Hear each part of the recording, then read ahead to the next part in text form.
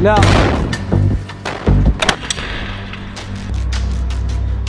7 अक्टूबर 2023 से इजराइल और हमास के बीच भीषण जंग चल रही है, लेकिन जैसे जैसे ये जंग आगे बढ़ी वैसे वैसे इजरायली सेना गाजा के भीतर कमजोर पड़ती गई। लेकिन 27 जुलाई 2024 को इजराइल को सबसे बड़ा झटका तब लगा जब हिजबुल्लाह के रॉकेट हमले में उत्तरी इजराइल के मजदल शम्स इलाके में 12 मासूमों की जान चली गई, जबकि इस हमले में 44 लोग घायल भी हुए थे।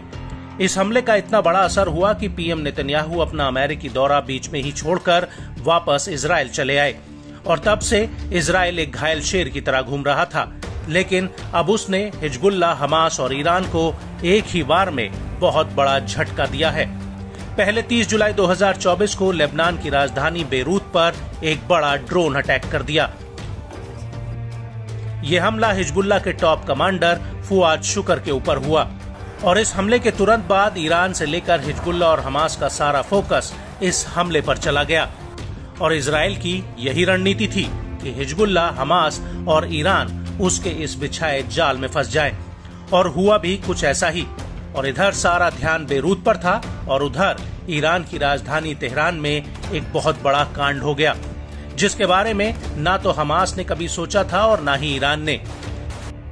जी हाँ, तेहरान में हमास के मुखिया इस्माइल हानिये के घर के ऊपर एक बहुत बड़ा हवाई हमला हुआ है, जिसमें उनकी मौत हो गई है। ईरानी सरकार और हमास ने हानिये की मौत की पुष्टि कर दी है। आपको बता दें कि इस हमले में उनका एक बॉडीगार्ड भी मारा गया है। हानिये की मौत को लेकर ईरानी सेना यानी ईरानी रेवोल्यूशनरी गार्ड कॉर्प्स ने एक बयान जारी किया है, जिसमें उसने कहा है कि फिलिस्तीनी इस्लामी राष्ट्र तथा प्रतिरोधी मोर्चे के लड़ाकों और ईरान के महान राष्ट्र के प्रति संवेदना के साथ आज सुबह तेहरान में इस्लामिक प्रतिरोध हमास के राजनीतिक कार्यालय के प्रमुख इस्माइल हानिये के घर पर हमला किया गया और इस घटना के बाद वो और उनका एक बॉडीगार्ड शहीद हो गए।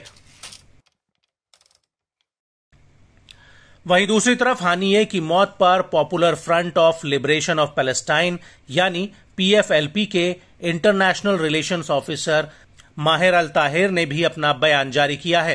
उन्होंने अपने बयान में कहा कि इजराइल सभी लाल रेखाओं को पार कर रहा है और प्रतिरोध की पूरी धुरी के साथ व्यापक युद्ध की ओर बढ़ रहा है। प्रतिरोध की धुरी इजराइल से लड़ने के लिए पूरी तरह से तैयार है और मैं देख रहा हूं कि टकराव को अधिकतम सीमा तक बढ़ाने की दिशा में चीजें विकसित हो रही हैं। इजराइल ने इस्माइल हानिये की हत्या करके और ईरानी संप्रभुता का उल्लंघन करके एक बड़ी गलती कर दी है, जिसका उसे पछतावा होगा। शहीद इस्माइल हानिये की हत्या अमेरिकी सुरक्षा के बिना नहीं की जा सकती थी। आपको बता दें कि हमास के मुखिया ईरान के नए राष्ट्रपति मसूद पेजेश्कियन के शपथ ग्रहण समारोह में शामिल हुए थे, जब उन्हें आखिरी बार कैमरे पर देखा गया था। और दूसरी बड़ी बात यह है कि अभी तक किसी ने भी उनकी हत्या की जिम्मेदारी नहीं ली है, जबकि ईरानी मीडिया और हमास इस हमले का आरोप इजराइल पर लगा रहा है। आपको बता दें कि इससे पहले सीरिया की राजधानी दमिश्क में ईरानी दूतावास के परिसर पर 1 अप्रैल 2024 को एक हवाई हमला हुआ था।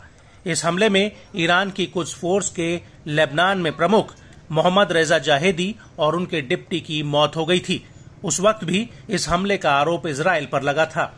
हालांकि इजराइल ने कभी भी इस हमले की जिम्मेदारी सीधे तौर पर नहीं ली और इसके बाद ईरान ने इजराइल के ऊपर अभी तक का सबसे बड़ा हमला किया था।